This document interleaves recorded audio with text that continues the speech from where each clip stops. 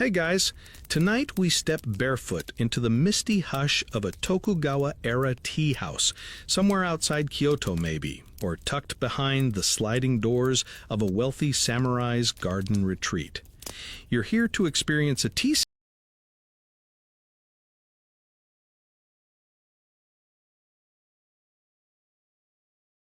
ceremony, but not the breezy tourist kind. No, tonight you've been invited to the full ordeal, the real hours-long spiritual laundry version that only a few lucky or unlucky souls got to endure. The sun has just dipped behind the tiled rooftops. A bell in the distance tolls for a temple you'll never find. Crickets chirp in the bamboo thicket, and the stone lantern at the gate has begun to glow with a quiet, ritual dignity. The host awaits. You are expected, and whether you are spiritually prepared is, well, less important than whether your socks are clean. You're going to kneel for so long your ankles will draft their own constitution. The tea will taste like warm spinach water. You will be asked to admire a kettle for the better part of a sitcom, and yet, somehow, it'll be wonderful. So before you get comfortable, take a moment to like the video and subscribe, but only if you genuinely enjoy what I do here. Also, let me know in the comments where you're watching from and what time it is for you right now. Now, dim the lights, maybe turn on a fan for that soft background hum, and let's ease into tonight's journey together. You arrive at the tea house just as dusk begins to spill its indigo ink across the sky. There's no grand entrance, just a modest wooden gate that creaks slightly as you slide it open. The air is rich with the damp scent of moss and pine needles, and under your bare feet the gravel crunches gently, a hush of footsteps meant to remind you of your own smallness. This is not a space for ego. The host has already begun his silent performance somewhere beyond the sliding door, and you are merely one note in this whispered symphony of etiquette, incense, and impossibly slow movements. You take off your sandals and line them up just so, heels touching, toes pointing out, because of course that matters. Then you bow, to no one in particular, because it's good form, and because the walls might be watching. Historians still argue whether this ritual entrance was always meant to be so solemn, or if Tokugawa hosts were just trying to outdo each other with spiritual pageantry. Either way, the mood is set. You're joined by two other guests, a minor official with a very smooth forehead, and a merchant whose kimono is loud enough to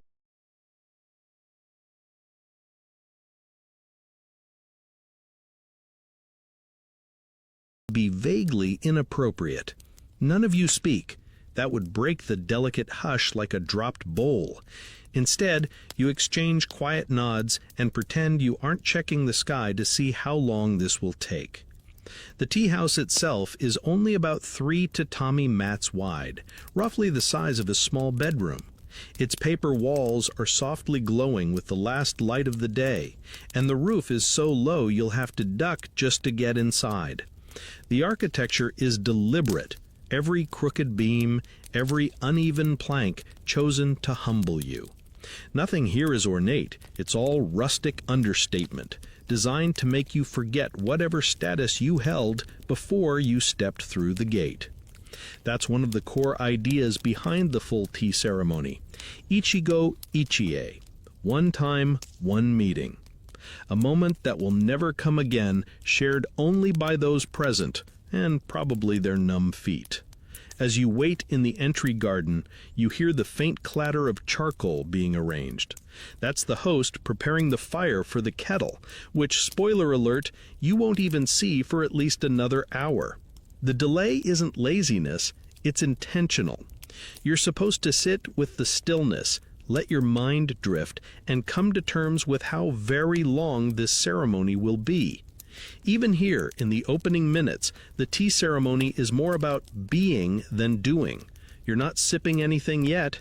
You're not performing any gestures. You are, simply and precisely, existing, hopefully in the correct posture. To your left, A small stone basin rests beneath a bamboo spout.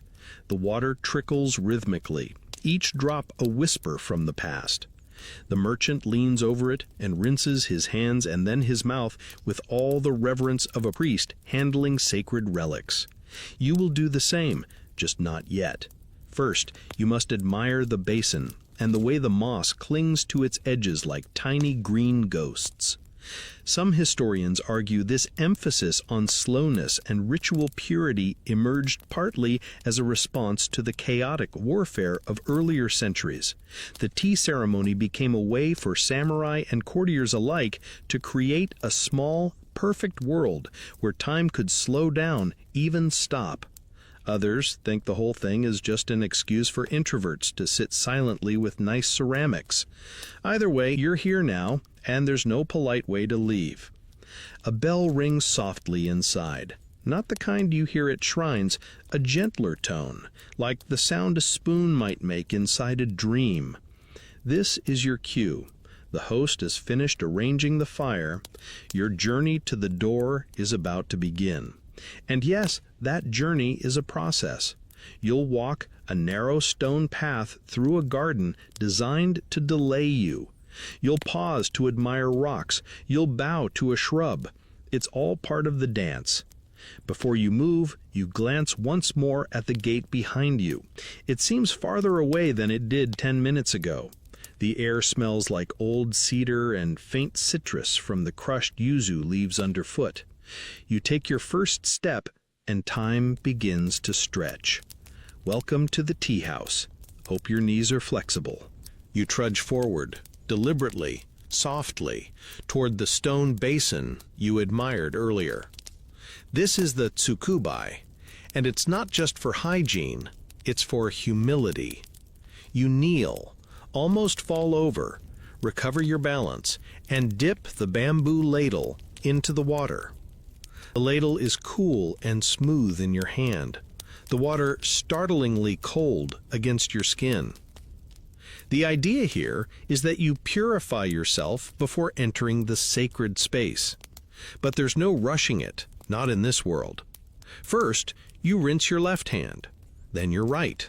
Then you pour a little water into your left palm to rinse your mouth, without swallowing, of course. Swallowing would be barbaric. Then, oddly, you tip the ladle upright so the remaining water washes over the handle. That's right, even the ladle gets a mini spa treatment.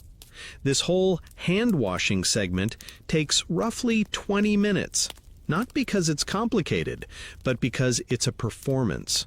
You're meant to be absorbed in it, to forget what came before. Unfortunately, your leg muscles haven't forgotten anything. The kneeling position is called seiza, and it was likely invented by someone with no knees of their own. Your toes are starting to tingle, which is the early warning signal for imminent foot collapse.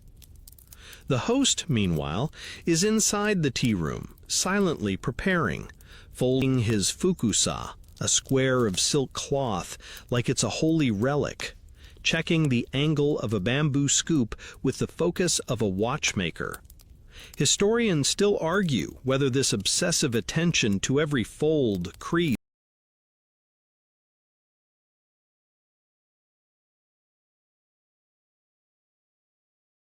and flick of the wrist was always part of the practice, or whether it evolved during Tokugawa times as the rituals became more codified and competitive. Back at the basin, your fellow guests finish their ablutions. The merchant coughs discreetly. Maybe he swallowed the rinse water after all. The government official is stone-faced, like a statue carved from overwork. You share no words, but there's a quiet camaraderie among people about to endure something mildly ridiculous together. Once purified, you all rise, slowly, very slowly, because sudden movement is gauche, and also because your legs no longer work properly. You step to the side, onto the first flat stone of the raji, the tea garden path. It isn't a straight line, of course. That would be too easy. It winds, curves, and doubles back, forcing you to walk attentively. The moss is thick here, damp with evening dew. Each step makes a soft squish, which feels oddly intimate, like nature is giving you little sleepy fist bumps. You pause again at the midpoint of the path. There's a stone lantern, a squat little tower covered in lichens. The flickering flame inside dances like a firefly caught in a jar. You're not expected to admire it aloud, but it's there for a reason. Everything is. The placement of every rock, every pebble, even the gap between stepping stones is designed to make you slow down and to empty your mind. Which, let's face it, is already happening. You're starting to forget your to-do list, that conversation you had earlier today. Even your last name feels distant, like it belongs to someone else, maybe someone who's still standing upright. The tea house is just ahead, barely visible behind a cluster of bamboo. You hear the soft swish of sliding doors. A breeze carries with it the first whisper of incense. Sweet, earthy, with a hint of something spicy. Clove? Cinnamon? Old books? Hard to say. You reach the final stop before entering, a low bench where you're supposed to sit and collect yourself. Not your thoughts. Those are meant to be as empty as the inside of a hollow gourd. No, you collect your presence, your attention. You sit and you wait. The host is finishing the last of his preparations, and to enter before the right moment would be deeply impolite, akin to showing up at a modern wedding while the bride's still doing her eyeliner. You notice something peculiar, the soundscape. There's no music, no talking, just the gentle rustle of leaves, the mudded gurgle of water, and the occasional plink of a bamboo fountain resetting itself. It's like the entire world is whispering. As you sit there, doing nothing officially, you realize that doing nothing is the point. This waiting, this stillness, it's part of the ceremony, a kind of prelude where your role is simply to be. And maybe to stretch your ankles, very, very subtly. A fringe detail you weren't expecting. The sandals provided for this short walk are specially chosen to be slightly awkward. No cushioning, just thin, flat soles that force you to walk slowly and deliberately, feeling each bump in the garden path. Some scholars believe this was intentional, a kind of built-in mindfulness tool. Others argue it was just standard footwear and that modern feet are spoiled. Either way, your heels are considering mutiny. Eventually, the sliding door creaks open. The host appears, dressed in a subdued kimono of faded indigo, eyes lowered, face unreadable. He bows. You bow back. Then you wait, because it's not your turn yet. The merchant goes first, crouching low to enter. Then the official. You're last. As the door closes behind you, the garden disappears. You leave behind the sounds of frogs and fountains and step into something older, quieter, more exacting. But not just yet. Before you enter, the host indicates a final ritual. One more bow, deeper this time. You lower your forehead until it nearly touches the wooden threshold. Your knees crack softly. Somewhere in your lower back, a tiny muscle gives up. And now, finally, you crawl forward toward the smallest doorway you've ever seen. You shuffle toward the Nijiriguchi, the crawling-in entrance, on your hands and knees, like a humble monk or an especially compliant house cat. The doorway is just under 3 feet high, deliberately designed so no one, not even a daimyo in his finest robes, could enter standing tall. The message is clear. Check your ego at the frame. As you duck and ease your body through the square portal, you catch a glimpse of the tea room's dim interior. There are no chairs, no tables, just tatami mats, a small hearth sunken into the floor, and a tokonoma alcove with a single hanging scroll. The walls are bare wood and mud plaster, intentionally rustic, the kind of imperfection that makes modern minimalists weep with envy. Once inside, you settle into a kneeling position, facing slightly sideways, never directly toward the host, too bold. There's a thick stillness in the air, like the room is waiting for you to catch up to its pace. The other guests have already arranged themselves in a precise order. The most honored guest, the shokyaku, sits closest to the hearth. You, being last in, take the humble position at the far end. It's a bit like a seating chart at a very quiet dinner party. The host enters through a side door, silent as a breeze, carrying a bundle wrapped in indigo cloth.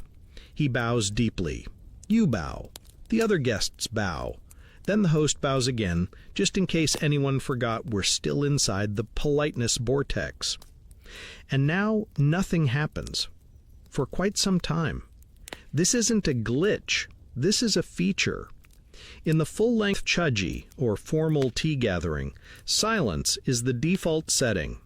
The host is giving you time to absorb the room, to take in the arrangement of the utensils, the pattern on the scroll, the scent of the tatami, even the flickering shadow from the single candle. You're supposed to let the space work on you, like a meditative facial. Speaking of the scroll, tonight's reads Ichigo Ichi Ei, one time, one meeting. We mentioned it before, but now you see it in ink, brushed with just enough asymmetry to prove the calligrapher was human. Historians still argue whether this phrase was always a central pillar of tea philosophy or just a poetic flourish that caught on. Either way, it's become the quiet anthem of the tea room, a reminder that this moment, right now, will never come again. Your legs are already staging a protest. That's fine. Just shift slightly when the host isn't looking. Everyone else is doing it too. Except the official, whose posture is flawless, and therefore deeply suspicious. The room smells faintly of cedar, ash, and something roasted, possibly your own thigh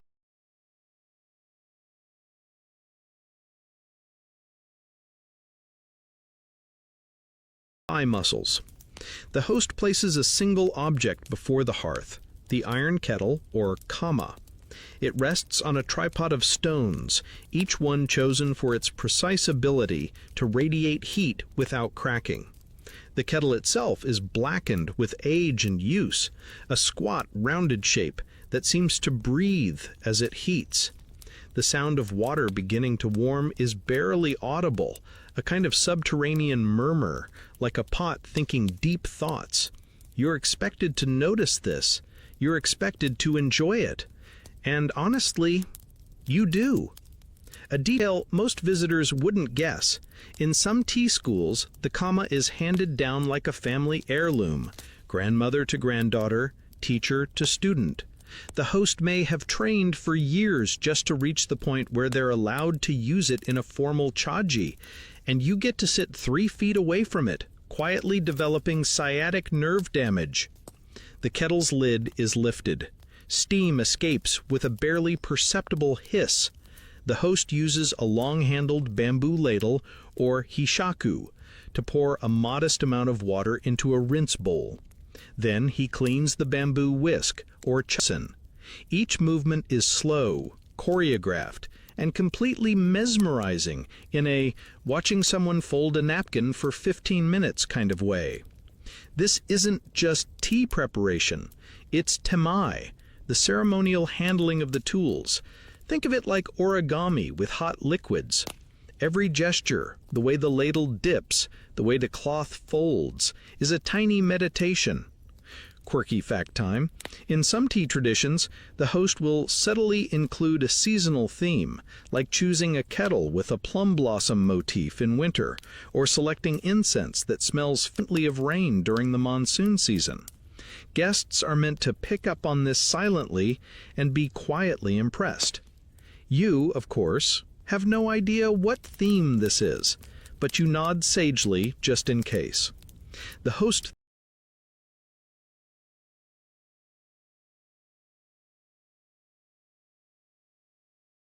then performs a series of wipes, first the scoop, then the lid, then the rim of the tea bowl, each with a fresh fold of the cloth. You start to suspect the real goal is not to serve tea, but to clean everything in the building one item at a time. Honestly, not a bad cleaning strategy, just wildly inefficient unless your end game is spiritual enlightenment. The tea isn't even made yet, and already an hour has passed. You've said exactly 0 words. Your legs are noodles. You're kind of loving it. And now something strange happens. You realize you're calm. Completely calm. The kind of calm you don't even notice until you realize you haven't checked a clock or a phone or your own internal worry calendar in ages. The silence, the slowness, the soft hiss of the kettle, they've worked on you. You're not in the modern world anymore. You're in a sacred bubble of tatami and flickering shadows where even your breath feels too loud. And just then, the host shifts position and lifts the tea scoop. Here we go. You inch forward a little, careful not to make the tatami creak, as the host cradles the tea scoop like it's made of spun gold. It's actually just bamboo, humble, unpainted, curved with a slight twist at the tip, shaped over hot steam and centuries of practice. Still, the reverence is real. He pauses before using it, turning it slowly so everyone in the room can see the grain of the wood. And then comes the real test of your humility, the doorway. It's small, alarmingly small. You eye it, do the mental math, and come to one conclusion: you're going to have to crawl. There's no clever way around it, no dignified technique. You bow low, plant your palms on the tatami, and slide your body through like an extremely polite cat burglar. Your robe brushes the floor. Your hip bumps the frame. You hear a quiet wheeze from the merchant behind you, possibly a suppressed laugh, possibly a herniated disc. The doorway is known as the Nijiriguchi, literally the crawl-in entrance. It's built this low on purpose, to force everyone, even the highest-ranking samurai, to humble themselves before entering. Once through, you settle into a kneeling posture once more. Your knees are starting to resemble old wicker furniture, but there's no complaining, only nodding, always nodding. The room is simple, even austere. Earthen walls, a square hearth in the center, and that same low hum of the kettle still heating. The host has already returned to his place and is folding his fukusa cloth again, this time with the deliberateness of someone diffusing a very sleepy balm. There's something soothing about the rhythm of it. Fold, tuck, turn, unfold, refold. You watch the host's hands and forget to blink. Now he's preparing the tools again, but this time the motion is layered with anticipation.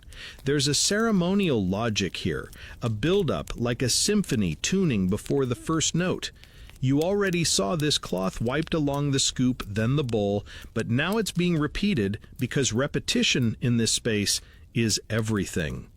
Historians still debate just how formalized this all was in early Tokugawa times. Some argue that rigid procedures were emphasized more in later periods, while earlier hosts were freer to improvise. But even if there was wiggle room back then, tonight's host is giving you the full works. If he gets any more precise, he might fold himself into an origami crane. Then comes the real test of your humility, the doorway. It's small, alarmingly small. You eye it, do the mental math, and come to one conclusion: you're going to have to crawl. There's no clever way around it, no dignified technique. You bow low, Plant your palms on the tatami and slide your body through like an extremely polite cat burglar. Your robe brushes the floor. Your hip bumps the frame. You hear a quiet wheeze from the merchant behind you, possibly a suppressed laugh, possibly a herniated disc. The doorway is known as the Nijiri-guchi, literally the crawl-in entrance. It's built this low on purpose to force everyone, even the highest-ranking samurai, to humble themselves before entering. Once through, you settle into a kneeling posture once more. Your knees are starting to resemble old wicker furniture, but there's no complaining, only nodding, always nodding. The room is simple, even austere. Earthen walls, a square hearth in the center, and that same low hum of the kettle still heating. The host has already returned to his place and is folding his fukusa cloth again, this time with the deliberateness of someone diffusing a very sleepy bomb. There's something soothing about the rhythm of it. Fold, tuck, turn, unfold, refold. You watch the host's hands and forget to blink. Now he's preparing the tools again, but this time the motion is layered with anticipation. There's a ceremonial logic here, a build-up like a symphony tuning before the first note. You already saw this cloth wiped along the scoop, then the bowl, but now it's being repeated because repetition in this space is everything. Historians still debate just how formalized this all was in early Tokugawa times. Some argue that rigid procedures were emphasized more in later periods, while earlier hosts were freer to improvise. But even if there was wiggle room back then, tonight's host is giving you the full works. If he gets any more precise, he might fold himself into an origami crane. Then comes the real, truly personal moment. He picks up the chawan, the tea bowl, and places it directly in front of the first guest, the shokiyaku. Not with a clatter or even a whisper, the bowl lands like a snowflake. You feel it more than hear it. The guest bows. Everyone bows. You bow. Your back cracks. The room, for a heartbeat, holds its breath. This, at last, is tea time. The shokiyaku lifts the bowl, turns it slightly, always to the left, always twice, so the front of the bowl is not facing them. This is humility by way of tableware. Then they take a sip. 1, 2, 3. Each one slow, each one mindful. No slurping, no slouching. Just sipping as if your soul is mixed in with the matcha. After the third sip, the guest wipes the rim with a paper napkin, again gently, and rotates the bowl again before returning it. It's now your turn to admire the bowl before it's passed back. Yes, admire, not drink, not even touch, just look at it. And here's a fringe detail. Many of these tea bowls are intentionally irregular, almost misshapen. They're not perfect porcelain or symmetrical ceramic. They're rugged, earthy, sometimes lopsided, because in this tradition, imperfection is a form of truth. It's called wabi-sabi, and you've just been asked to spiritually bond with a lumpy cup. Eventually, the host prepares a fresh bowl of tea. It's your turn next. The other guests lean back ever so slightly, making space without looking like they're making space. Everything is about that tension, formality without stiffness, grace without gloss. The bowl is placed before you. It's warm beneath your fingers. Not hot, just cozy. The glaze is cracked in a way that looks accidental, but costs about 3 months' rent. You bow to the bowl, turn it twice, and bring it to your lips. The tea is thick, almost velvety, not sweet, not bitter exactly, just green, very green, like drinking a liquid garden at sunrise. It's not unpleasant, just unfamiliar. You lower the bowl, wipe the rim, rotate it, return it. And then you wait. because now the host must clean everything again. The whisk, the scoop, the bowl. Each item goes through its own little cleansing ritual, as if it just committed a mild social crime and needs to be absolved. The merchant next to you sighs, but inwardly, just enough to fog up his glasses if he had any. The ceremony continues. And even as your legs protest, even as your stomach begins to hint at rebellion, something else is happening. You are completely present. You are nowhere else but here. The modern world has vanished. Your thoughts have slowed to match the room's rhythm. And that's the point. The bowl is back in the host's hands now, rotating slowly as he inspects its rim.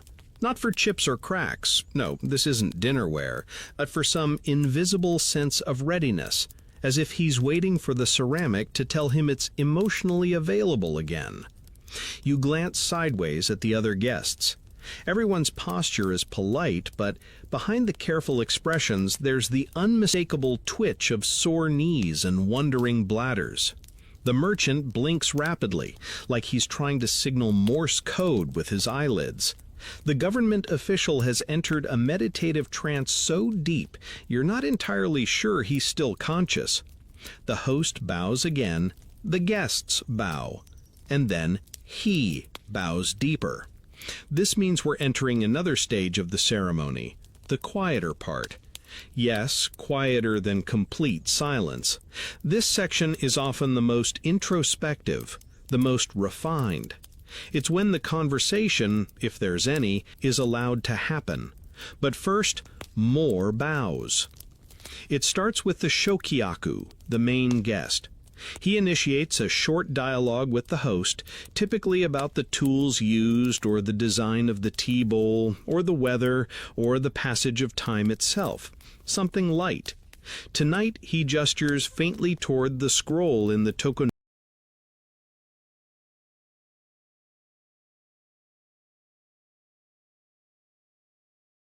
alcove and murmurs a question. The host responds with a few humble words. You, as a junior guest, are allowed to listen, nod sagely, and continue silently communicating your respect through posture, eye contact, and careful foot placement. It's a bit like trying to convey complex emotion in an elevator using only eyebrow movement. The conversation flows slowly, measured like a ladle of warm water. No interruptions, no overlapping voices. It's not small talk exactly, it's thin talk, purposefully minimal, meant to stretch out, to hang in the air like incense. And speaking of incense, a faint spiral of smoke begins to drift across the room. It comes from a tiny ceramic container tucked into the corner, nestled beside the hearth. You hadn't noticed it before, now you do. The smell is earthy and slightly floral, sandalwood, perhaps, or some blend of aromatic tree bark and dried blossoms, a scent that belongs more to a temple than a tea room. But here it serves a new purpose. It marks time. See, there's no clock in the room.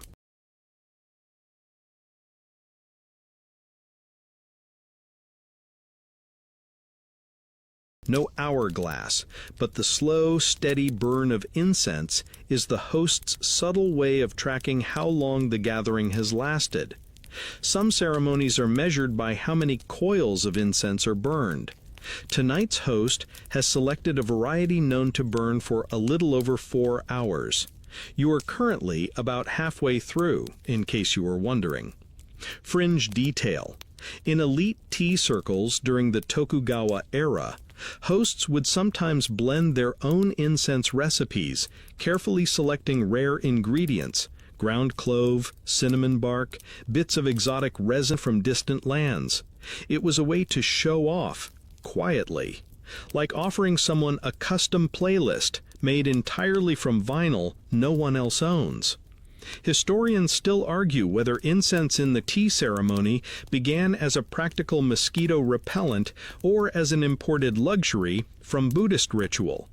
Either way, it smells divine, and it's making your stomach growl. Which is perfect timing. because next comes the surprise: food. Not dinner, don't get your hopes up. These are kaiseki snacks, delicate, symbolic, and portioned like you're a dignified sparrow. The host places a small lacquered tray before each guest. On it, a few cubes of pickled daikon, a sliver of grilled tofu, a single candied chestnut, and a triangle of something gelatinous you can't identify, but will definitely eat out of politeness. You lift the chopsticks. Yes, there's a correct way to do even this, and taste the first item. The daikon is tart and crunchy, waking up your tongue in a very polite way.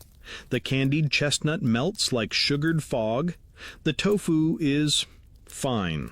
You pretend to contemplate its texture as if it might reveal ancient truths. This part of the ceremony is called kaiseki, and while tonight's is modest, its roots are deep. In the early days, it was a full-on multi-course meal served before the tea, meant to warm the stomach and center the soul. Over time, it was simplified into what you're experiencing now, a kind of edible poem. You're not meant to be full. You're meant to be gently reminded of food. Also, it gives everyone a reason to move again, shifting to lift the tray, to reach for a napkin. It's a subtle stretch break disguised as ritual. Then, as quickly as it began, the food portion ends. The trays are removed. Another bow. The incense continues to burn. The host adjusts the kettle ever so slightly, coaxing a slightly louder hiss from the water. It's the only sound in the room, the kind of white noise that makes your eyelids feel heavier than your thoughts. You stare at the kettle. Everyone does, because, weirdly, this moment, the moment when nothing at all is happening, is considered the ceremony's heart. Ma, the space between things, the silence that gives everything else meaning. You're no longer wondering how long it's been. You're wondering how long it can last. The host folds the silk cloth again. You realize this is the 5th time you've watched him fold this. Somehow it's different every time.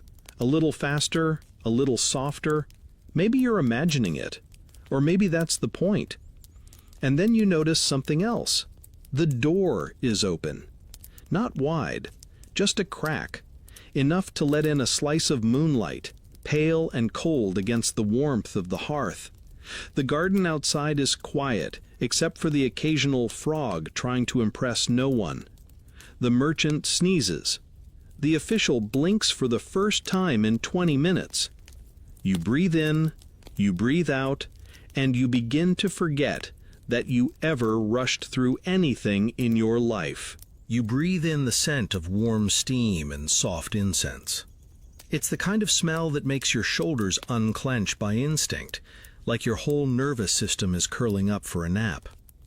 The kettle's whisper has become a near constant hush, steady as a heartbeat. You find yourself listening to it, not for information, but for comfort, like background lullabies from a very polite ghost.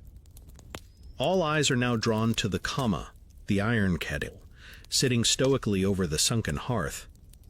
It hasn't moved, of course, but it somehow feels more alive now, like it's slowly becoming the central character in a tea-scented play that never quite ends. The host approaches it again, but slowly, deliberately, like he's greeting an old friend.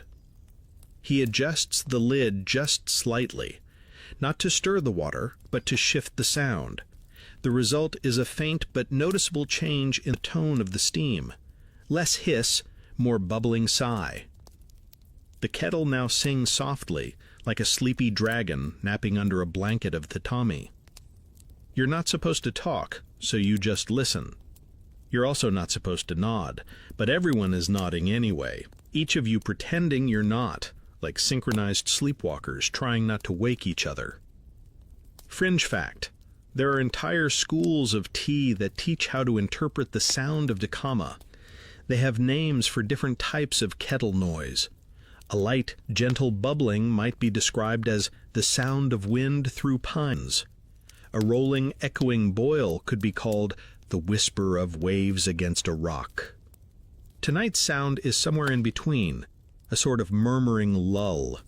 You try to memorize it, even though it sounds like nothing and everything at once. The host turns his attention to the kettle, bowing slightly as he lifts the ladle. That ladle, the hishaku, is bamboo, carved from a single piece, curved just enough to pour without dripping. It's not just a tool, it's a brushstroke in a living painting. He dips it into the kama, scooping up a measure of hot water. The steam curls around the scoop, rising in slow spirals, and for a moment you're convinced time itself is melting. The hot water is poured into a bowl, just water for now, no tea yet. He swirls it slowly, warming the ceramic, then empties it into a rinse basin. This is called yugama, and it's both practical and symbolic, cleansing the vessel, preparing it for the sacred act of making tea. You admire how nothing here is rushed, even though everyone knows how to do it efficiently. That restraint is the whole point. There's no multitasking, no checking off lists. The host has one job at a time, and he gives it his full attention. You feel your brain trying to mimic him, one breath at a time, one heartbeat at a time. You can almost feel your blood slowing down to match the rhythm of the room. The host sets down the ladle and picks up the chosen, the bamboo whisk. This little tool looks like a flower made of slivered reeds, and it has one job: to froth the tea powder with just the right amount of air. It's carved by hand from a single piece of bamboo, and its form has barely changed in over 400 years. It survived shoguns, famines, earthquakes, and still nobody dares redesign it. Historians still argue whether the use of the chosen dates all the way back to the Song dynasty, or whether it emerged later as Japanese tea culture took its own turn into abstraction.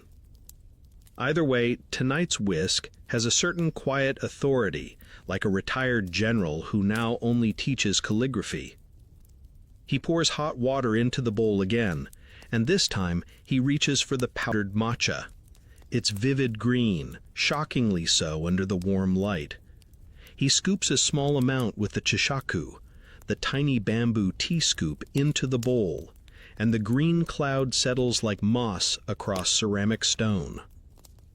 Then the whisk begins its quiet dance, quick but gentle strokes, a zigzag pattern, then a soft circular finish. The tea froths, not a foamy latte kind of froth, but a velvety ripple across the surface. No bubbles, just texture, whispered texture. You watch, half mesmerized, half mummified by your kneeling position. And then, with a slight bow, the host places the bowl in front of the next guest. It's not your turn yet, so you simply watch as they perform the familiar ritual. Bow, lift, rotate, sip. And then they pause, bowl still in hand, as if having just received a vision, not of enlightenment, more likely just the realization that this tea is strong. You can see their eyebrows twitching, though their expression remains neutral. This matcha is serious business. It's not the stuff you get in smoothies at a trendy cafe. It's earthy, potent, and it might just vibrate your spleen a little bit. The bowl makes its slow journey to you. You bow, you lift. The ceramic is warm and heavy, its surface slightly rough like stone smoothed by rain. You rotate it. Twice. You bring it to your lips. The tea is thick, almost like a thin paste, and bitter in a clean, straightforward way. There's no sugar, no milk, no apology. But as it hits your tongue, it somehow tastes right, like your body remembers something ancient.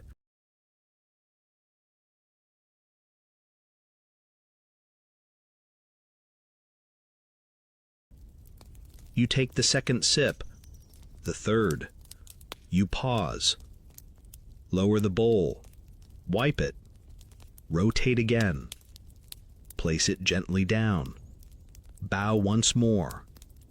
You don't realize until just then that you're smiling. Maybe it's the tea, maybe it's the steam, or maybe after 2 hours of watching someone fold a cloth, your brain has surrendered to the ceremony entirely. And that, quietly, is the entire goal. You're still feeling the warmth of the tea bowl in your fingers when the host sets it aside, very gently, like putting a sleepy child to bed. The steam from the kettle still curls upward, lazier now, as if even it is feeling a little meditative. Then the host reaches for the chasen, the bamboo whisk, and sets it upright on a small stand. He doesn't speak, he doesn't explain, but the gesture is unmistakably respectful. The whisk is not done working, but it is given a moment to rest, to gather its splinters, as it were. What's strange is how much you've come to care about this little bamboo brush. You've only seen it used once so far, but already it has a personality. Dependable, dignified, mildly overworked. Here's the part most modern tea drinkers don't know. The chasen is not just some disposable accessory. It's considered one of the most important tools in the whole ceremony. Some schools even give them names, not like Whiskey McWhiskface, unfortunately, but poetic names, usually evoking natural themes, dew in pine shadows, or autumn river at dusk, that sort of thing. It's not required, just a quirk. Still, you wouldn't be surprised if tonight's whisk had a name like Silent Wind in Straw Cloak. In the Tokugawa period, whisks were often handmade by monks or dedicated artisans, each carefully carved from a single piece of bamboo that had been aged for years. The tines, those delicate splinters, are cut with precision, curled slightly, and arranged with spiritual geometry. And here's a lovely detail. When the whisk starts to wear out, hosts don't always throw it away.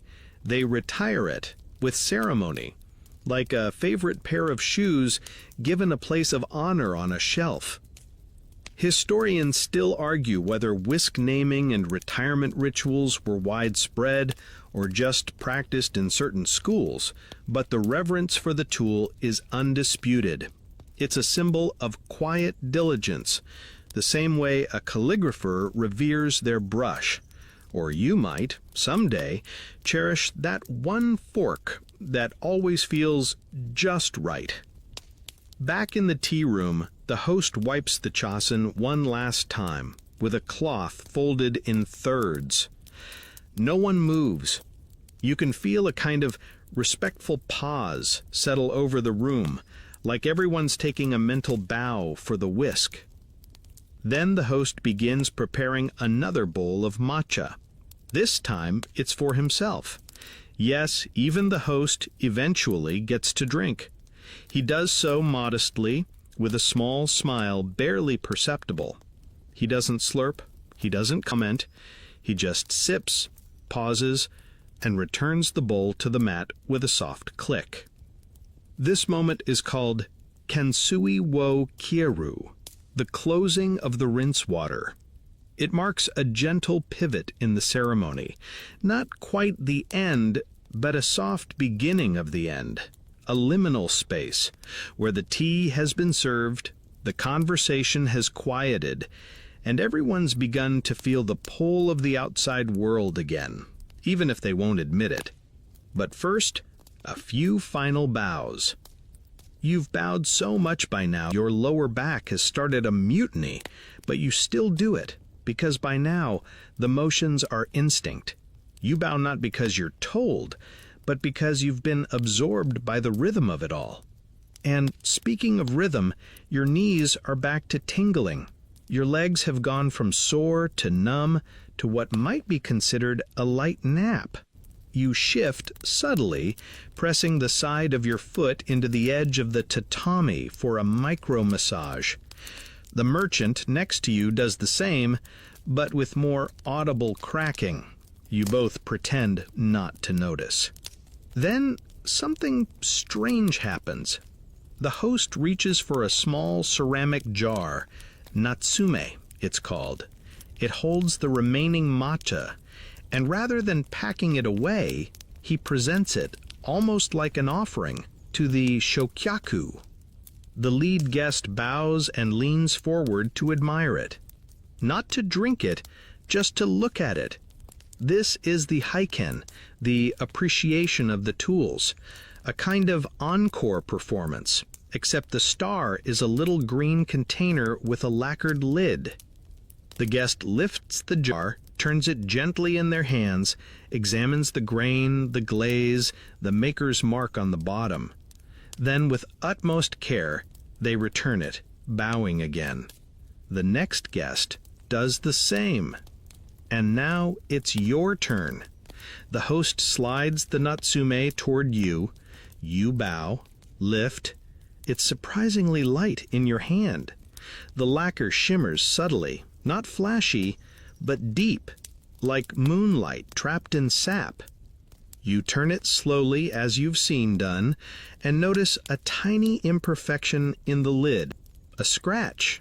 No, it's deliberate. A wabi-sabi flourish. A reminder that even beauty benefits from a little wear. You bow again and return the container. The host receives it with a final wipe of the cloth, like tucking an old friend into bed. This part of the ceremony, you realize, isn't about tea anymore. It's about memory. You're being asked to notice these tools not as objects, but as carriers of experience. They're worn not just from use, but from use by people. You, now, are part of that wear. Even your silence has left fingerprints on the evening. The host rearranges the items on the mat one last time. Each piece is returned to its proper position, cleaned, bowed to, thanked. There is no applause, just the small creaks of shifting knees and a whisper of air through the shoji screen. The kettle is still steaming. The whisk is at rest. The matcha jar is closed. You feel it before you think it. We're nearly done. And you don't know whether to feel relieved or a little bit wistful. You're still kneeling, but you're no longer noticing the discomfort. It's faded into the background like the sound of the kettle, still bubbling, still whispering, as if it intends to keep going long after you've gone. Everything in the tea room has slowed to the point where time doesn't seem to pass. It stretches, soft and quiet, like a silk thread unraveling into dusk. And now, finally, the tea has been drunk. The host has cleaned each item again, and there's nothing left to serve. This is usually where you might expect a rousing farewell, a polite dismissal, perhaps even some ceremonial clapping. But no, you get snacks. Specifically, wagashi, Japanese sweets that are as poetic as they are flavorless to the untrained tongue. A tray appears before you, placed with the same reverence as a sacred relic. On it lies a small cube of translucent jelly, maybe plum-flavored, maybe sweet potato. Beside it, something pink and petal-shaped, possibly a flower, possibly a sugar sculpture of a flower, possibly neither. You bow to it. You lift it. You examine it with the curiosity of someone meeting a distant cousin. Then, using a wooden pick about the size of a long toothpick, you taste it. It dissolves instantly, cool, soft, and oddly refreshing, like springtime made edible. The other guests are doing the same, each pretending they fully grasp the seasonal symbolism of what they're chewing. The truth is, these sweets are rarely about taste. They're about suggestion. They evoke a moment, a falling cherry blossom, the first frost on a rice field, a breeze across a still pond at dawn. Historians point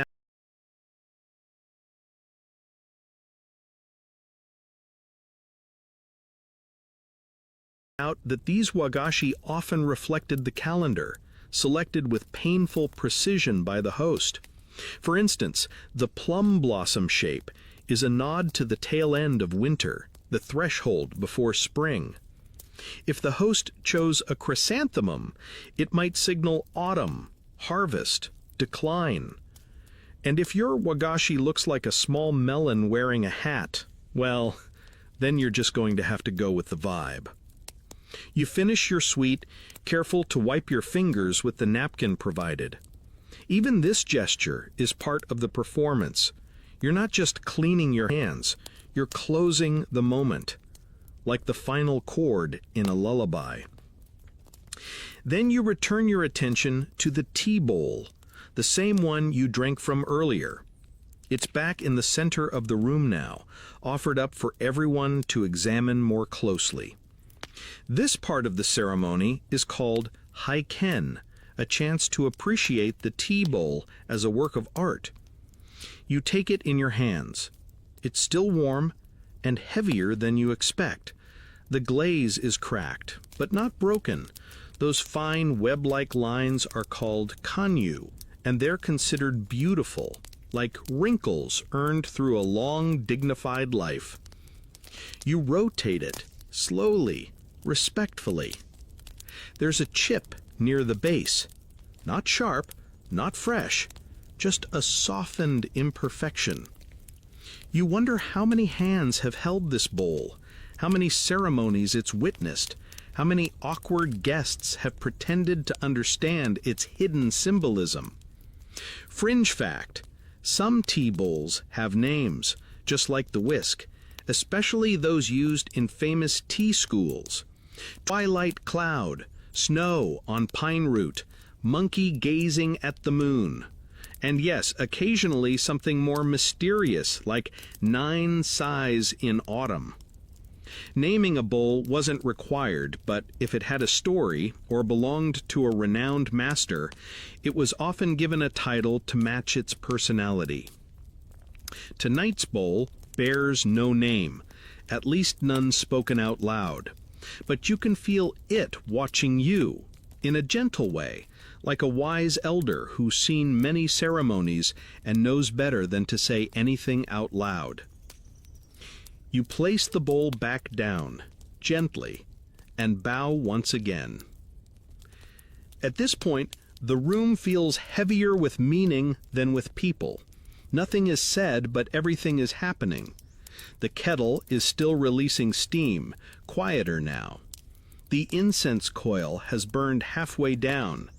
Your own breathing has become a kind of rhythm against the silence. The host stands. Not abruptly, just slowly, like mist rising off a pond. He bows deeply, and everyone follows suit. The final act is near, but it won't be fast. The tea ceremony doesn't just end, it dissolves. And before it does, there is one last drink. The host retrieves a small ceramic cup and pours hot water from the kettle. Just water this time, no matcha. It's not meant to cleanse your palate, it's meant to signal closure. This is Koichi's quiet cousin, ucha, or thin tea.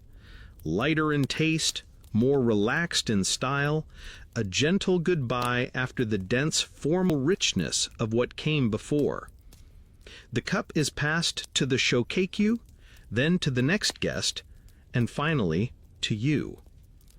It's barely a sip, but you savor it like a secret, warm, slightly mineral, like the last drop of snow melt at the top of a mountain. You return the cup, bow, breathe. You don't speak because there's nothing to say. And now the tools are being put away. Each one returns to its resting place. The cloth is folded, then tucked into the host's sash. The whisk is placed in its stand, the scoop back in its pouch. The natsume closed tightly with its tiny wooden lid. Each item is handled like it matters, like it remembers. This, you realize, is the part you'll think about later, not the tea itself, not the snacks, but the quiet choreography of tools returning to their places. It's oddly comforting, like watching someone close up a beloved bookstore for the night. The host bows one last time, even deeper than before. It's a full-body bow, the kind that doesn't just bend the back, it bends the moment. You bow back because of course you do. Then the room falls silent again, not empty, just full of stillness.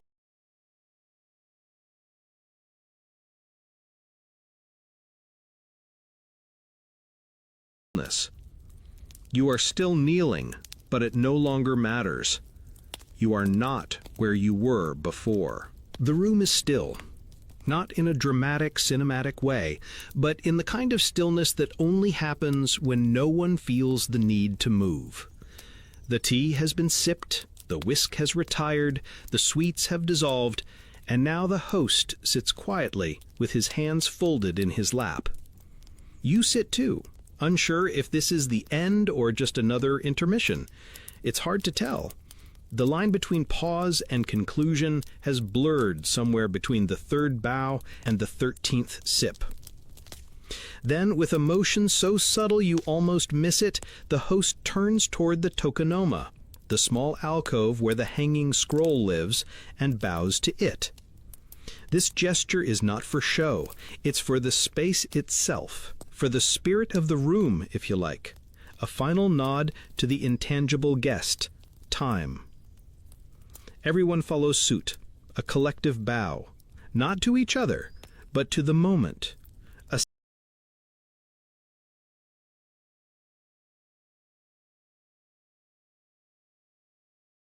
silent agreement that what happened here mattered, even if it can't be explained. This is when you notice the faint sound of the night insects outside, cicadas maybe, or frogs nestled in the garden's shallow pond. The tea room is still sealed, but the world outside has shifted. The sky has darkened. Moonlight slips through the edge of the shoji screen like a ribbon of milk. And here comes the surprise. You don't really want to leave. Your feet, of course, would like a word. They've gone completely numb. Your lower back is sending gentle pulses of concern. Your knees now operate on the same system as antique furniture, creaky, sentimental, and best not overused. But your mind is still. You could sit like this a while longer. But the host is moving again, and that means you are too. One by one, the guests leaned forward and performed the final set of bows. These are not exaggerated or ceremonial now. They're personal, quiet thanks. Not just to the host, but to the others in the room, to the kettle, to the old whispering tatami beneath your knees. It's a shared gratitude for surviving a kind of gentle ordeal together, like a team who's just completed the slowest, most polite marathon in history.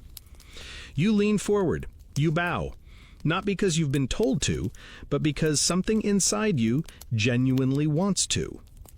Then the shokyaku, the honored guest, turns ever so slightly and offers a few carefully chosen words, maybe a compliment on the tea's depth, or a reference to the scroll's elegant brushwork, or a quiet comment about the incense, how it reminded them of spring in the temple gardens. Whatever it is, it's soft-spoken, and you don't need to hear it to feel it. The host replies with humility, never thank you, more like it was nothing or I am unworthy. The Tokugawa-era tea masters were artists in downplaying their own excellence. If they painted the Sistine Chapel ceiling, they'd say, "It's a bit uneven, I'm afraid. The paintbrush was heavy." This final exchange, brief, warm, and self-effacing, is known as go-ai-satsu, a closing greeting, but it carries the weight of everything that's just occurred.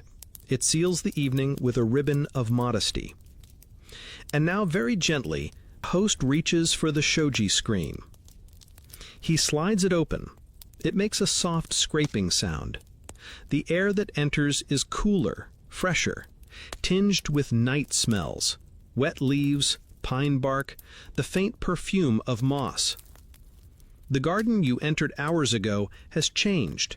You remember it from before, but now it looks slightly unfamiliar. There's a quality to it that wasn't there before. Or maybe it was and you just hadn't slowed down enough to notice. The stone path glimmers under faint moonlight. The lantern glows a little brighter against the dark.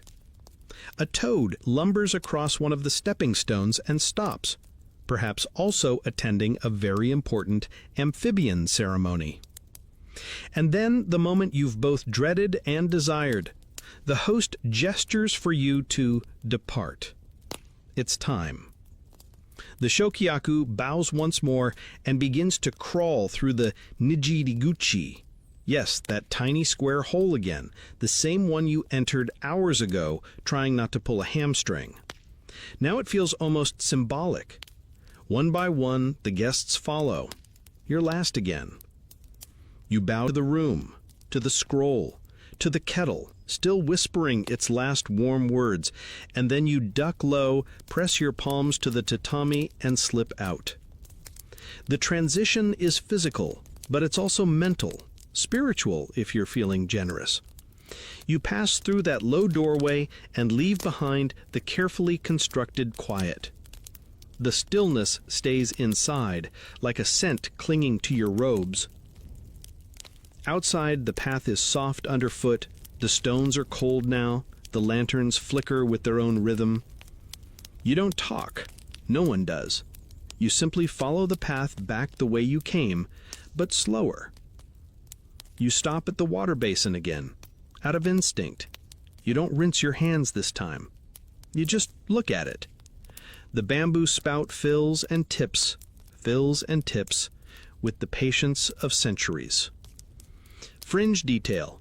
There are historical accounts of samurai attending tea ceremonies and entering with full armor, only to emerge visibly softened. Some even cried.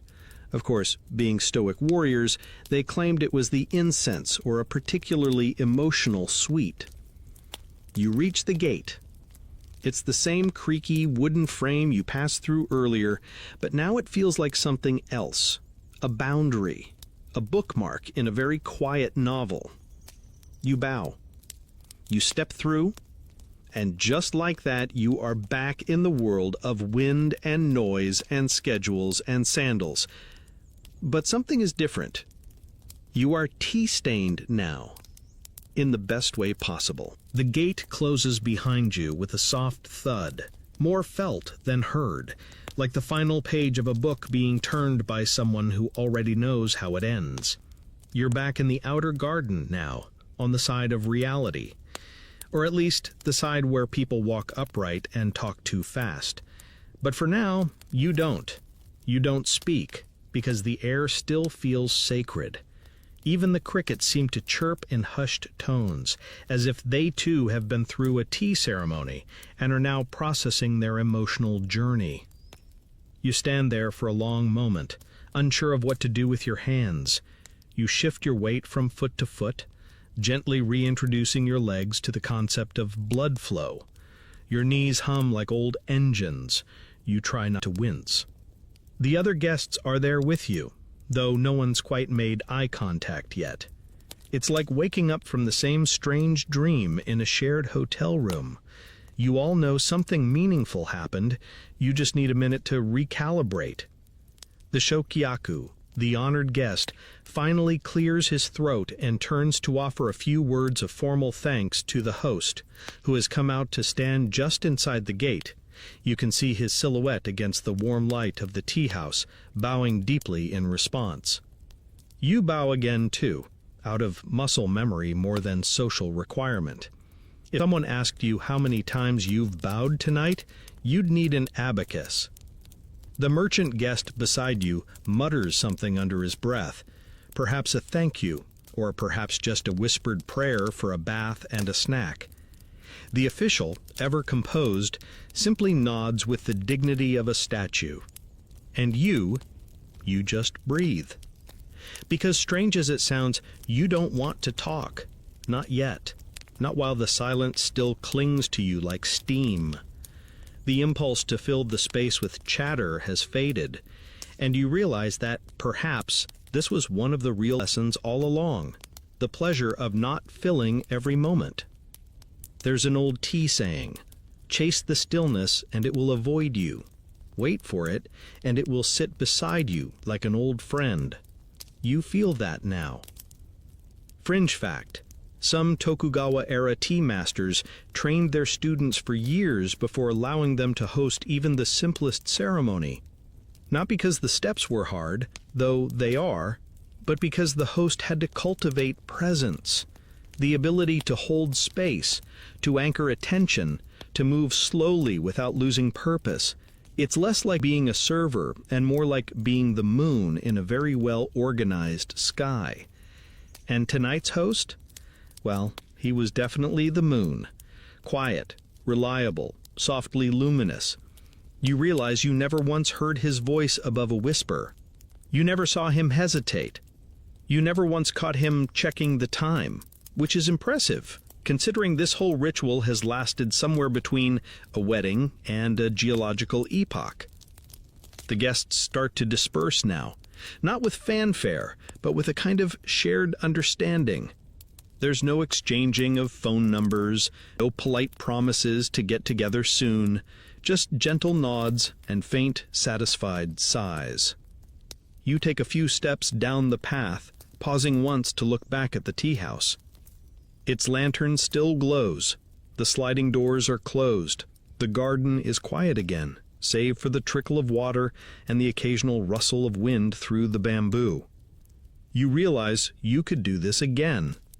Not tomorrow, maybe, not until your legs forgive you, but one day.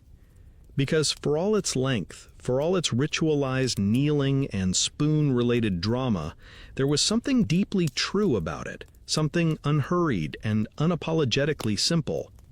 A space where time was asked to wait outside. You walk slowly, letting your feet readjust to the gravel path. Every sound seems sharper now, crunching pebbles, rustling sleeves, your own breath.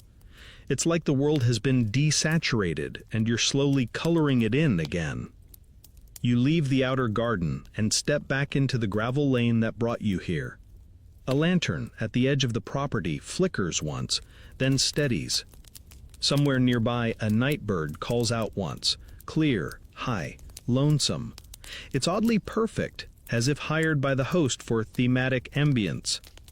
And just when you think the night is complete, a thought drifts into your mind, uninvited but gentle. You didn't check the time. Not once. You don't know whether it was 4 hours or 5 or possibly a small eternity, and for the first time in a long time, that feels fine. You weren't counting minutes. You were living inside them. Historians still debate whether the Tokugawa tea ceremony was ever intended for common people. Some say it was always an elite practice, used to refine the minds of samurai and merchants. Others argue that it was meant to democratize beauty, that even the simplest tools, even a worn-out kettle, could bring meaning when treated with care. But tonight, you realize it doesn't matter who it was originally for, because for those hours, it was for you. You look back at the gate one last time. You smile, bow again, out of instinct now, and begin the long walk home. You walk slowly, still barefoot, down the quiet lane that curves away from the tea house. The gravel presses gently into the soles of your feet, reminding you with every step that you're no longer inside the world of kneeling and whisking and ritualized hand wipes. You've re-entered the realm of speed, of chatter, of clocks and notifications, and things that beep for no good reason. But you're not quite ready for it, so you pause. Not because you need to catch your breath, but because you simply want to keep this feeling for a little longer. That strange calm, that unhurried hush, the kind of peace that's so still you worry it might evaporate if you move too quickly. You glance up. The moon is higher now, pale and round, wearing that fuzzy glow it gets when the air is thick with summer. A few stars have slipped out between the clouds. Even the wind is quieter here, as if afraid to interrupt your reverie. And then you hear it. Faint, rhythmic, unmistakable. Your stomach. The growl is not aggressive, more like a polite reminder from your inner self. Hey, that single cube of candied radish was not a full meal. You chuckle, just a little. You're hungry. Of course you are. You've had approximately 4 calories in the past 4 hours, and half of those were air-based. And yet, you're not quite desperate for it. Because oddly, the hunger feels fine. It's there, but it's not gnawing. It's patient, like everything else tonight. Even your body has been taught to wait. There's a bench just ahead. Simple, wooden, placed near a weathered plum tree that's almost certainly older than your grandparents. You sit down, the wood cool beneath your legs, and take a moment to breathe. A real breath. One that inflates your ribs and collapses your shoulders, and somehow makes you feel taller and softer at the same time. And you start to wonder who would have had this experience in the Tokugawa period. Certainly the elite, daimyos, merchants, even shoguns. But tea ceremonies weren't always about status. Some schools encouraged simplicity above all else. The famous tea master Sen no Ryukyu, though technically pre-Tokugawa, inspired much of this aesthetic, emphasizing rustic beauty, natural imperfection, and quiet humility. He once served tea in a cracked, soot-blackened bowl to the most powerful man in Japan, and called it art. You think about that soot-blackened bowl. You think about the whisk that might have had a name. And you think about how long it took to simply drink one small bowl of tea. Fringe detail. There were actual manuals written on how long to pause between lifting the bowl and sipping from it. Some schools taught you to wait a few extra heartbeats just to reflect on the sound of the water. Others encouraged exactly 3 breaths, no more, no less, before touching the tea to your lips. Historians still argue whether these pauses were sincere, or if they became exaggerated over time, the way certain bowing rituals got longer and longer until someone probably dislocated a shoulder. But the intention behind the slowness was clear. Every step was a moment. Every moment, a world. And now, sitting here under the plum tree, you feel that world echoing. You think about how fast your life normally is, about coffee and paper cups and texts sent during red lights, and 10-minute lunches and just one more email at midnight. And you think about how strange this night has been, how good strange, how still strange. You could have skipped it. You could have said no.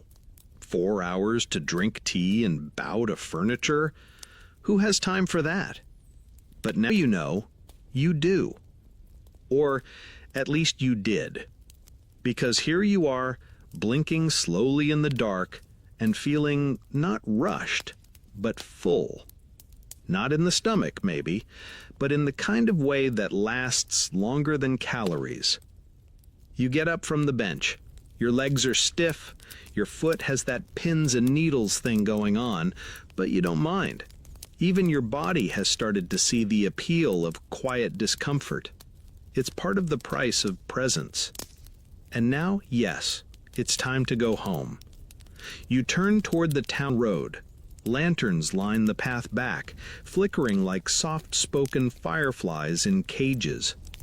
A few people pass by, talking, laughing, walking fast. You wonder, briefly, if they've just come from their own ceremonies. Then you realize, probably not.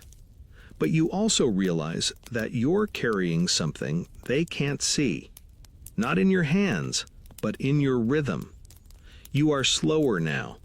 Not sluggish, not sleepy, though that's not far off. Just paced, like your inner metronome has been reset to gentle forest monk instead of frantic squirrel with a to-do list. And you like it. You think about the tea again. Not the taste, but the moment it created. The little bowl, the careful turn, the hush, the 3 sips.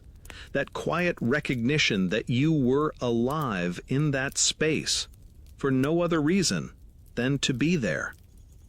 And that, surprisingly, is enough. You continue walking, the sound of your steps mixing with the night breeze. You're heading back to your world, but you're bringing this with you.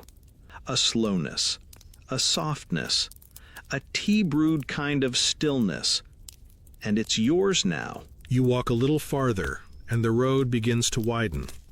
The stone path gives way to packed earth, and then to smooth wooden planks that cross a tiny bridge, barely wide enough for 2 people to pass. Below, a narrow stream gurgles like it's telling secrets to the reeds. The town is visible now, lanterns swinging from wooden posts, faint voices carrying through paper walls, the occasional echo of a closing gate. Life, as they say, has continued without you, and you're not quite ready for it. You pause in the middle of the bridge, not to admire the view, though it's lovely, but because it gives you a chance to stretch your legs without appearing indecisive. Your body is readjusting to the idea of forward motion. The tea ceremony wasn't physically demanding, but your muscles are certainly filing their formal grievances. You roll your shoulders, flex your ankles. Somewhere deep in your thigh, a tendon whispers, "Was all that kneeling really necessary?" Yes, it was. You glance down at the water and catch your own reflection, slightly distorted, but still recognizably you. Except, not entirely. You look more relaxed. Your shoulders are lower, your face softer. You almost look like someone who doesn't need to rush anywhere. The thought makes you smile. And here's a curious side note. During the Tokugawa period, tea ceremonies weren't only about calm and contemplation. Sometimes they were used for diplomacy. Important political meetings were held under the guise of sharing tea. A samurai lord might invite a rival to a chaji, not to challenge him, but to show that he was civilized, composed, in command of the social order. It's ironic, really, that something so quiet could be a tool of power. Historians still debate whether the elegance of the tea ceremony was ever truly divorced from status. Some argue that the more austere the ceremony, the wealthier the host had to be. After all, who else could afford to dedicate an entire evening to a single kettle and a cube of bean paste? But others suggest the opposite, that it was in the simplicity that power revealed its gentler side, that the real strength was in stillness. You lean on the railing a little, thinking about that, about how often strength is loud in your world, assertive, demanding. Yet tonight the most powerful thing was a bamboo scoop being set down so softly that the room held its breath. A breeze picks up. You hear it move through the trees behind you, rustling pine needles, brushing against thatched rooftops, nudging chimes to half melodies. It sounds like the kind of thing you'd normally miss, but not tonight. You keep walking. The road curves gently past a wooden storefront with its shutters drawn. Inside, someone is preparing rice for the morning. You can smell it, faint and comforting. A reminder that the world continues in its rhythms, whether you notice or not. Your own rhythm, though, has changed. You're no longer walking out of habit or haste. You're walking with intention. Each step feels placed, not thrown, like you're aware of your own gravity again. This isn't something you expected from a tea ceremony. You assumed you'd drink some tea, sit politely, maybe learn an obscure utensil name or two. You didn't expect a full emotional software update delivered via powdered green leaf and kneecap sacrifice. But here we are. And now, as you pass under a paper lantern glowing warm orange, you think about the tools again, the chawan, the chasen, the scoop with the long, elegant mame you already forgot.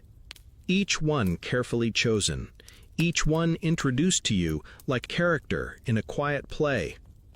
You remember how the tea bowl felt in your hands, the warmth of it, the slight unevenness at the rim, the way the glaze cracked in a pattern like riverbeds seen from above. It wasn't just a bowl, it was a kind of conversation.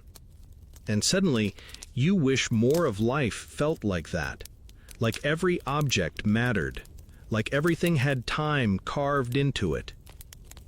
You stop in front of a small garden tucked between two wooden houses. There's a lantern here too, and a shallow stone basin with a dipper resting beside it, just like the one outside the tea house. This one isn't part of a ceremony, it's just there, decorative, a nod to tradition. But now, to you, it feels like an invitation. You bend down slowly, your knees voicing mild protest, and pick up the dipper. You pour water over your hands, not because they're dirty, but because it feels right. The water is cool. It runs between your fingers, over your wrists, down your palms. You breathe. There's no audience here, no host, no incense, just you. And a moment, and the quiet realization that you've changed. Subtly, maybe, but undeniably, like a rope pulled ever so slightly in a new direction. You haven't been reborn, but you've been nudged. You place the dipper back where it belongs. You don't rush it. You stand. You bow. Not to the basin, not to tradition, but just because. Then you keep walking. The town is ahead. So is tomorrow. But tonight you are still in the tea room, just a little. Still carrying the hush of that kettle. Still steeped in stillness. And you decide, in that moment, that you'll carry it with you for as long as you can. Even if no one else can see it. Especially then. The streets are quiet now, nearly empty. The paper lanterns flicker against the night breeze, casting soft, shifting shadows on the worn wooden facades. Somewhere in the distance, a dog barks once, then loses interest. A door slides shut with a clack. You keep walking, slower than usual, still suspended in that in-between place where memory and the present gently overlap. Your feet seem to move by themselves, finding the rhythm of the gravel path without thinking. Each step lands without urgency. It's like your body has become an instrument playing a song you don't need to hear to follow. You haven't spoken since leaving the tea house. You don't miss it. Words would only clutter things now, like graffiti on a scroll. There's something sacred in the silence, something you're not quite ready to shatter. But you are beginning to feel your body again. Ah yes, knees, the old friends. Ankles a bit testy. Your thighs have become slightly confused about what century they're in. One of your feet is numb in the way that makes you wonder whether it's even attached anymore. And yet, you're not suffering. It all feels oddly earned, like soreness after a long, gentle hike into another life. You reach a small square with a wooden well in the center, the kind with a little slanted roof and a hand crank. There's a cup hanging from a hook, worn smooth by generations of lips. You don't drink from it, but you pause beside it, resting your hand on the rail. The wood is cool, slick with dew. For some reason, you remember how the host held the whisk, the particular way he cupped it in both hands before setting it down, like it was fragile not because it could break, but because it had meaning. That's the thing, you realize. It was never about tea. It was about the handling. Every part of that ceremony was an act of care. The folding of the cloth, the pouring of the water, the turning of the bowl. Nothing was rushed, nothing was casual, even the mundane was approached with respect. Fringe detail. In some old tea schools, practitioners were taught that each gesture should carry the weight of a poem. Even wiping the tea bowl had a poetic resonance. It wasn't just to clean, it was a renewal, a blessing disguised as hygiene. You look down at your own hands. They're just hands, a little dry, slightly red from the night air. But you begin to wonder, what would it feel like to treat even these gestures, the rubbing of your palms, the stretching of your fingers, as part of a ceremony? What if life didn't need to move so fast? Historians still argue whether the tea ceremony was ever meant to influence daily life beyond its tatami mat borders. Some say yes, it was intended as a model for how to move through the world, gracefully, attentively, with intention. Others insist it was pure escapism, a little island of control in an unpredictable sea. But maybe that's the beauty of it. It can be both. You step away from the well, turning down a narrower side street. The buildings here are older, closer together. A single moth flits around a lantern, undeterred by your passing shadow. The street smells faintly of miso and earth. You glance up and notice the stars are out in full now, clear and sharp, like pinholes in velvet. And suddenly the word chaji floats back into your mind, the full tea gathering. A word you've heard spoken, but now understand with your body. Chaji doesn't translate cleanly into English. It's not just tea event. It means an orchestrated moment, a crafted experience, a quiet performance where everything, tools, gestures, silences, is stitched together with invisible thread. And you wonder, could your whole day be a chaji? Could you start the morning like a host, arranging your space with intention, folding your clothes slowly, pouring your coffee as if it mattered? Could you speak to others the way the host spoke to the scroll, softly, with reverence, as if every conversation were a temporary sacred thing? You smile. You're aware that this idea probably won't survive contact with your alarm clock, but for now it lives.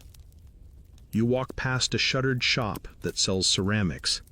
In the window, lit by a single overhead bulb, sits a tea bowl, round, simple, slightly off-center. Its glaze looks uneven. You press closer. It's beautiful. Not in a grand museum kind of way, but in a quiet human way, like it's been through a lot and still chooses to be useful. You don't go in, of course. The shop is closed. But in your mind, you're already imagining the feel of it, the weight in your palm, the soft sound it would make on a wooden tray. You keep walking. And now you start to notice how loud the world feels. A cart rattles down a side alley. A merchant ties up his shutters with a slap of rope. A group of children laugh nearby. Too loud, too sudden. It jars you. Not badly, but like stepping from a warm bath into a chilly room. You've been softened, and the world is sharp. Still, you don't resent it. You're just observing, like a visitor who's learned a new language and is still adjusting to the accent. You reach the edge of the town center and turn toward home.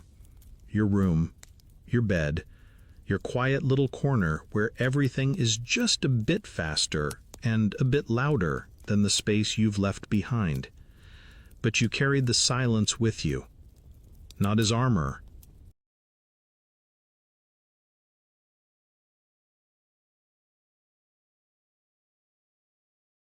as presence, as a memory that still echoes. And you know it will fade, of course. The spell always does. The kettle eventually cools. The incense burns down to ash. But you've had it, and that's enough. You're almost home now. The town has thinned behind you, and the road rises slightly, leading you past a line of trees rustling with soft insistence. The path is familiar, though tonight it feels newly paved with meaning. Each step carries the quiet aftertaste of the tea room, the way the door clicked shut behind you, the way the whisk curled water into soft green froth, the way the room held its own silence like a sleeping animal no one dared disturb. And the hush inside you has stayed. You expected it to leave, to vanish the moment the gate closed, or when you passed the first lantern-lit corner of the town. But it's still here, not loud, not heavy, just present, like a warm stone held in the palm of your mind. You think back to the final moments of the ceremony, the bowing, the clearing of tools, the rearranging of the space into its original untouched order. There was something almost melancholic in that, like erasing a chalkboard after drawing a perfect circle. Historians sometimes refer to that part of the ceremony as kanso, the winding down. But it's not the kind of winding down you do after work, tossing off your shoes and scrolling through distractions. No, this is sacred winding down, a ritual undoing, the host returning the world to its previous state, but slightly altered because you've changed. And here's the odd part. You realize you weren't watching a performance. You were in it. You were one of the actors, one of the elements, just as essential as the tea scoop, the whisk, the scroll. You were not the audience. You were the breath between gestures, the space between steps. Fringe detail. In some ancient tea schools, the guests themselves were considered moving shadows of the spirit, not honored observers, but essential participants in the flow of meaning. Without them, the ritual would collapse into a lonely exercise. It's like playing a duet solo. The music needs both. You smile at that. You feel a little like a moving shadow right now, soft-footed, half-dreaming, slipping between the world of tatami mats and your own hallway. Your door is up ahead, a small wooden structure, dark now except for the faint glow through the window. You pause just before reaching it. You look back. There's nothing but night behind you, trees and air and a trail of thought that leads back through lanterns and moss and the tiny, humble doorway you crawled through hours ago. You bow, almost without thinking, to the night, to the moment, to the kettle still whistling in your head. Then you turn, slide open the door, and step inside.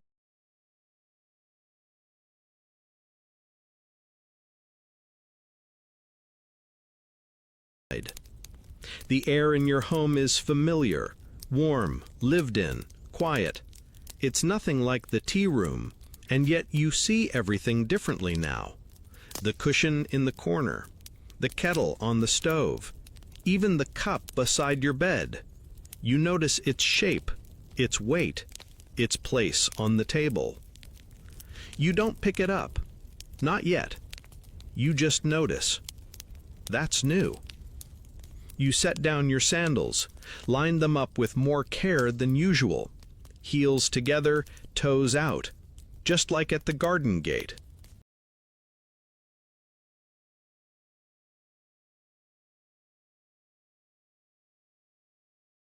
It feels right.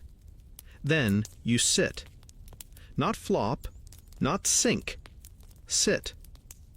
On the edge of your bedding, Legs still slow and sore, hands resting in your lap, you breathe. Just one deep breath, the kind that pulls all the way down into your belly and lets your shoulders drop. You look around your little room. There's no scroll hanging, no soft whisper of water boiling, but the spirit of it is still here.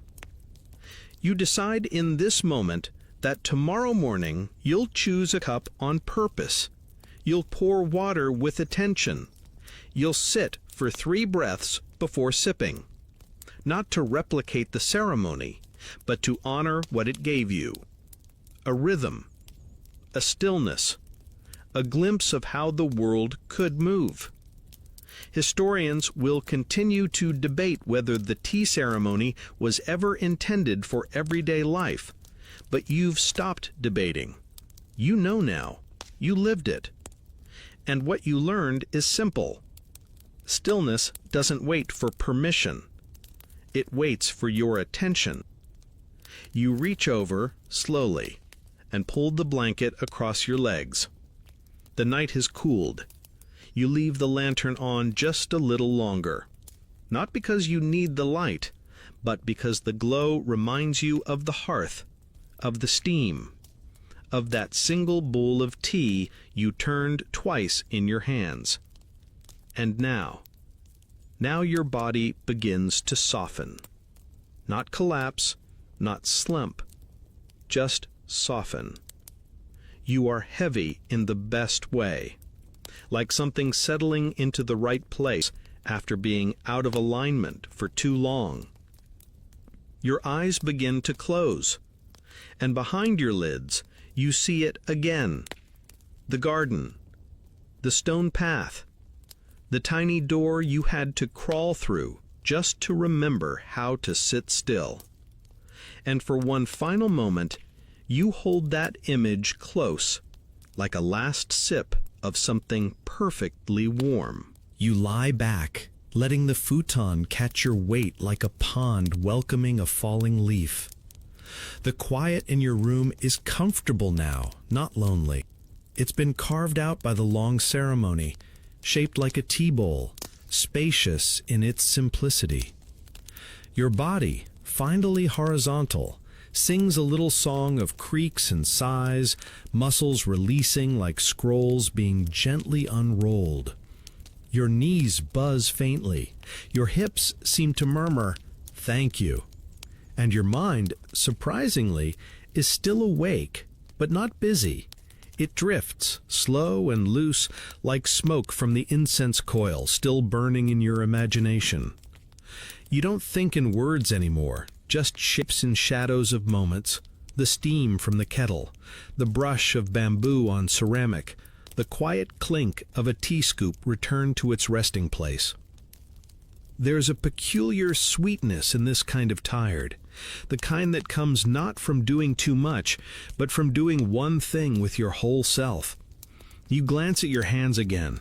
They've done so little tonight. No typing, no tapping, no swiping, just held bowls, folded, bowed, rested. And yet, somehow, they feel more used than usual, not in the exhausted way, more in the fulfilled way, like hands that have touched meaning and know it. You can still feel the warm curve of the chawan in your fingers, even though it's gone. It's not just an object anymore, it's an imprint, like a seashell that left its shape in the sand of your attention.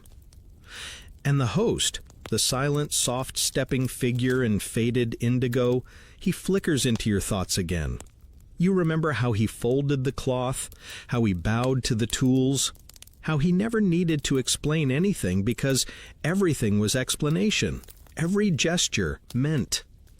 Historians might try to chart the evolution of tamai, of chaji, of wabi-sabi, and all the countless schools of tea.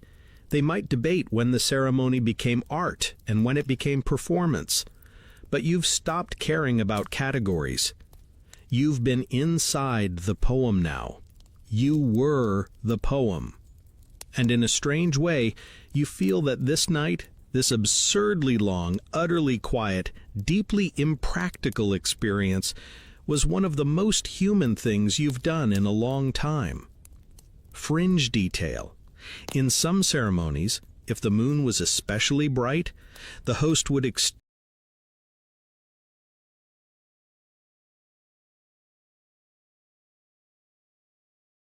extinguish the candles entirely during the second half of the tea service. Guests would sit in near darkness, drinking by moonlight, allowing the silver light to shape their awareness. It was called yobanashi, the night gathering. The focus wasn't the tea, it was the noticing. You close your eyes. You still feel the moonlight on your face even though there's no window in this part of your room. It lingers, soft and imaginary, like a memory warming its hands near your thoughts. You think again about how you entered the tea room, on hands and knees through a low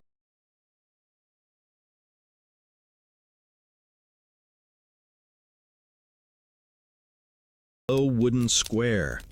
That door wasn't just about humility, it was a filter, a threshold, a little ritual of surrender. You left your standing self outside. And now in bed, that crawling version of you feels strangely powerful. Not small, not lesser, just honest. You shift once under the blanket. The rustle of cloth sounds suddenly very loud. You smile. Everything sounds louder after silence. But you know now how to meet it with a kind of inner hush. Not resistance, not escape, just stillness. That's the true tea, the part you carry after the last sip. The room settles around you. The last words of the scroll, Ichigo Ichie, drift back to you. One time, one meeting. You didn't quite understand it when you first saw it on the wall. Now, maybe you do. This night will never come again, but it came once, and it was enough. And now, as the last flickers of thought fade into the edges of your dreams, let your breath soften. Let your muscles ease into the gentle cradle of rest. You are no longer walking, no longer sipping, no longer kneeling or folding or listening to the whisper of a kettle. You are simply being. The ceremony is over, but its rhythm lingers in your bones. A quieter heartbeat, a slower current under your thoughts. There's nothing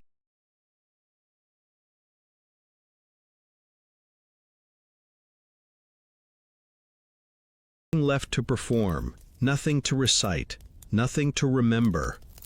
Just breath, just warmth, just now. Picture that mossy path again, lit by lanterns. Picture the tiny basin of water forever filling and tipping, filling and tipping. Picture the bowl in your hands, the weight of it, the smooth curve, the warmth passed from clay to palm. And picture the silence that followed. Let that be your lullaby tonight. No matter where you are or how loud the world may be tomorrow, you now know how to find that quiet. You know what it sounds like. You know what it feels like.